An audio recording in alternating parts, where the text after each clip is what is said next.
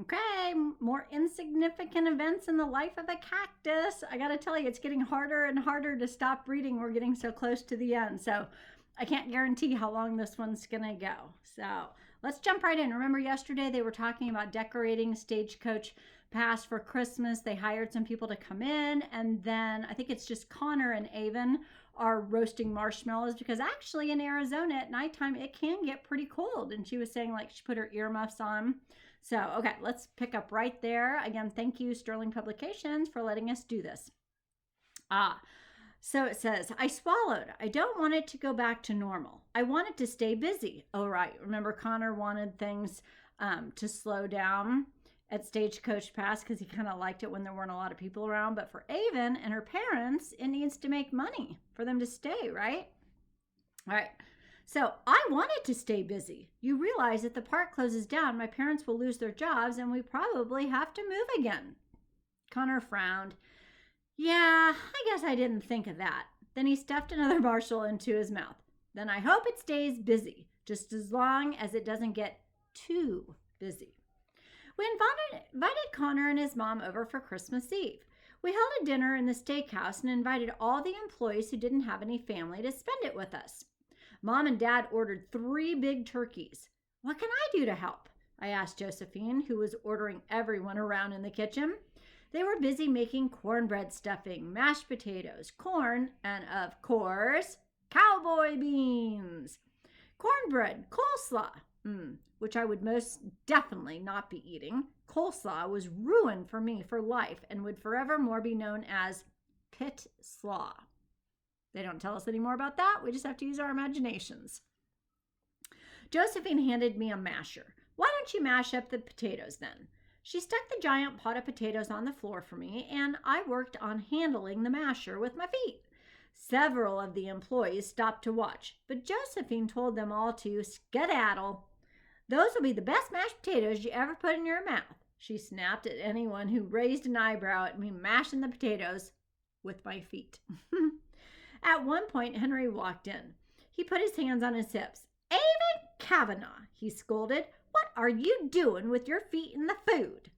I didn't think Josephine could have looked more shocked than if a tarantula the size of a horse had trampled through the room. You crazy old kook, she said to Henry. Don't you know her name by now? Get out of here and make yourself useful. She shooed him out of the room, and neither one returned. Did you find it funny that he called her Kavanaugh? That's not her last name, but he keeps confusing with her with someone from her past or from Stagecoach Pass's past. Part of our mystery. When I was done with the potatoes, I peeked my head through the swinging doors of the kitchen. I watched Connor and his mom sitting at a table together with my mom, talking and laughing. I knew this was the first time they'd eaten in a restaurant together since Connor's tics had started, I suppose. So I was really glad to see Connor looking so comfortable, although he didn't eat much during dinner. As we all sat together at the table, I whispered to Connor, Henry just called me Avon Kavanaugh in the kitchen. Then he scrunched up his nose. Like you said, he gets really confused. I shoved the bite of turkey in my mouth and chewed as I thought about this. If only we could find that missing picture from the museum, I said. Maybe that would tell us something. Well, we'll just have to keep searching the storage shed. There's got to be something in all that junk. I nodded as I stabbed another chunk of turkey. I sure hope so. That evening, Mom and Dad gave me my Christmas present, a pair of turquoise and silver earrings that they'd purchased from a Navajo woman. I thought if I ever got that necklace cleaned up, maybe got a new chain for it, it would look really nice with my new earrings. I also thought this Navajo woman should come and sell her jewelry maybe at Stagecoach Pass. Actually, I couldn't stop thinking of things we should do with the park. I had lots of ideas. Later that night, I dragged Dad out to go tarantula hunting. I'd done this several times before. I had become obsessed with finding a live tarantula. He held the flashlight for me so I could sneak up on any holes I had found earlier in the day, thinking they might be tarantula burrows. But I never did find one, no matter how much I searched. I began to wonder if I ever would. Again, is this another little hidden theme or story that's going on in the background of the real story? What is up with the tarantulas? So much to find out towards the end of the book. Chapter 24. The fun and success of Christmas had me thinking a lot about Stagecoach Pass. The park had gotten old and tired. Everyone in town had visited at one point and didn't feel the need to come back. There was no draw. Even the food at the steakhouse probably got old because they only served a few different things. Something needed to change, or there just wouldn't be a Stagecoach Pass for very long. And then, who knew where we'd go? There's a lot of cause and effect here. My parents were so busy keeping up with all the little tasks that went into running the place that they didn't have time to see the bigger picture. But I did, and I could be of help. As we sat down one chilly January night for dinner together, I told them my ideas. You know, I walked through Stagecoach Pass yesterday, and I counted 17 empty storefronts, I said as I took a bite of roll. 17! Dad sighed. I know, the place really is like a ghost town. It makes the place look sad, I said. We need to get some stuff in here for people to do and for people to buy. Yeah, but it takes money to fill the buildings with employees, merchandise. I frowned. Can't we take out a loan? I heard you have to spend money to make money. At that, Dad laughed. Where'd you hear that one? On a commercial. Best place to find things out, right? Well, that may be true sometimes, Dad said, but I think the park already took out a couple of loans just to keep going. I'd have to talk to Gary about that, but I really don't think it's an option for us. Isn't there some other way to get stuff in here? I said. Dad took a swig of his water. Well, I suppose we could rent the spaces, but then we'd have to worry about finding businesses, and what kind of businesses should be allowed to rent from us here? Of course, I said, we would want it all to be cowboyish. I eyed both of them. You know, I've been writing down ideas for a while now. You know, ideas for the park. We'd love to hear your ideas, sweetie, Mom said. So I went back to my room, grabbed my notebook, and returned to the table. I opened it with my toes, and I went back to my mom, grabbed my notebook, and returned to the table. Things that Stagecoach Pass needs to bring in business, I read aloud. Number 1, I looked at them very dramatically. A lighter food option. Wonder what she means. Well, we have the steakhouse for a big, fat, heavy, greasy meal. And we have the soda shop for a large ice cream sundae when you only ask for a single cone. But there's no deli or sandwich shop or anything like that for just a little bit of lunch. I could tell they liked this idea, so I kept going. Number 2, coffee and smoothies. Whenever Mom and I go shopping, I notice the malls always carry smoothies. Or some kind of coffee drink. Number 3, more shopping. Navajo jewelry, like the carriage or the earrings you bought me. Or a cool leather shop, a hat store that specializes in custom cowboy hats. You know, stuff like that. Wow, Avon, Dad said. Those are all great ideas. It's complicated, honey. How is it complicated? Well, Mom said, for one thing, how do we even find vendors? I just shrugged and went back to eating my dinner. Sorry, my ideas had fallen flat. Then I remembered Mr. Jeffries. He was my art teacher, telling us about an art festival in town called Artists Work. Well, there's a giant art festival in Fountain Hill next weekend, I said. There'll be like 500 artists. Maybe we could find some cool vendors there. Mom and Dad looked at each other again. I suppose. Wouldn't hurt to go check it out, Mom said. It actually might be fun. And what if we had our own art festival? I said, getting excited now, with artists and food and music and fireworks. Mom and Dad both laughed. Let's not get ahead of ourselves here, Dad said, but I just couldn't help it. My mind was going crazy now. It's a great opportunity for the artist to check out Stagecoach Pass and to see if they might want to rent a space here. Main Street's huge. We could have a huge art festival. You should have it by early April, before it gets too hot outside. Oh, and I saw this show about food trucks, and Mom's like, slow down, too much information. She just laughed. Oh, Sheebs, Dad said. How about we just start with visiting the festival and see how that goes, okay? But if we're going to have our own art festival, the best way to let the artists know would be to tell them about it at this art festival in Fountain Hills. Well, I'd have to get approval before doing anything, Dad said. Oh, you mean from the dead owner? Dad laughed again. Avon, the owner is not dead. And yes, I would have to get approval from the very much alive owner. But I thought you said he gave you total free reign over the park. There are also permits and a whole bunch of other stuff that we must take care of, Dad said. All right, then get on it, Daddy-o. Time's a-wastin'. Do they have a good relationship? That is proof. Yep.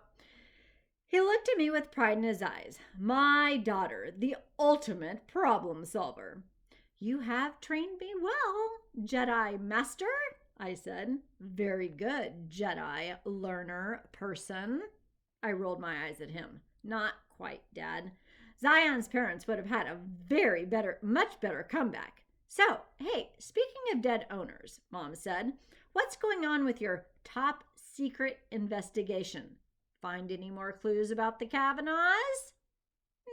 Not really. The guitar was the last thing we found. The boys had brought it up to the apartment for me, and I'd shown it to my parents.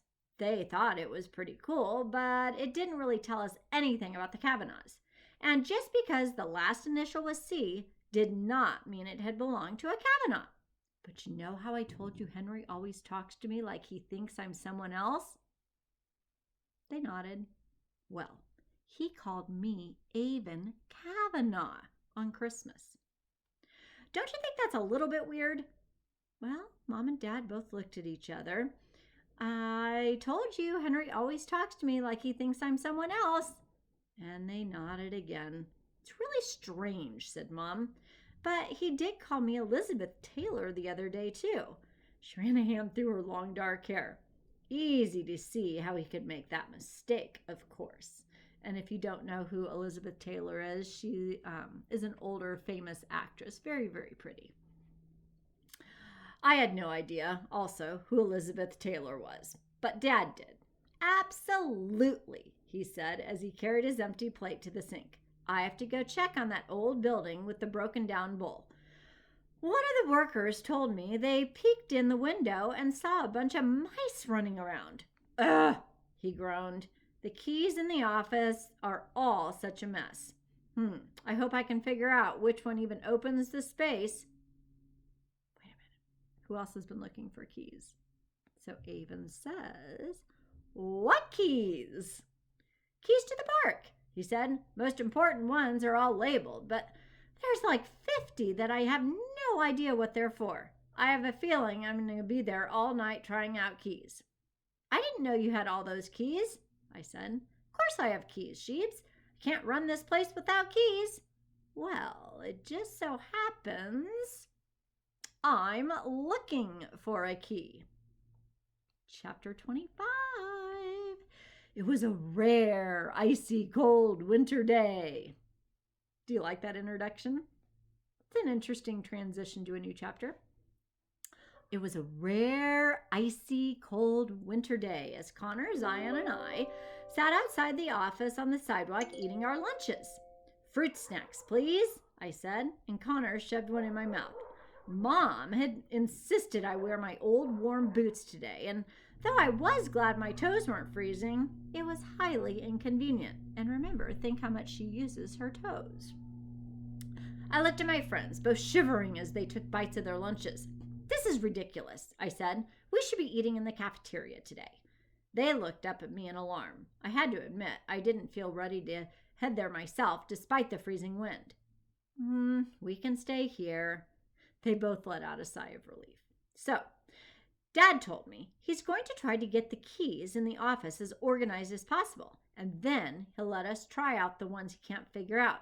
I bet one of those goes to our desk. I wonder what's going to be in there, said Zion. I chewed on a fruit snack and gulped. Maybe a murder weapon. Zion shivered again. Oh, I hope not.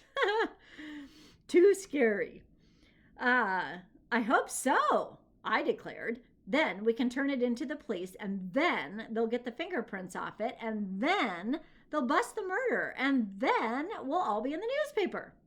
And the murder will be like, I could have gotten away with this if not for those meddling kids.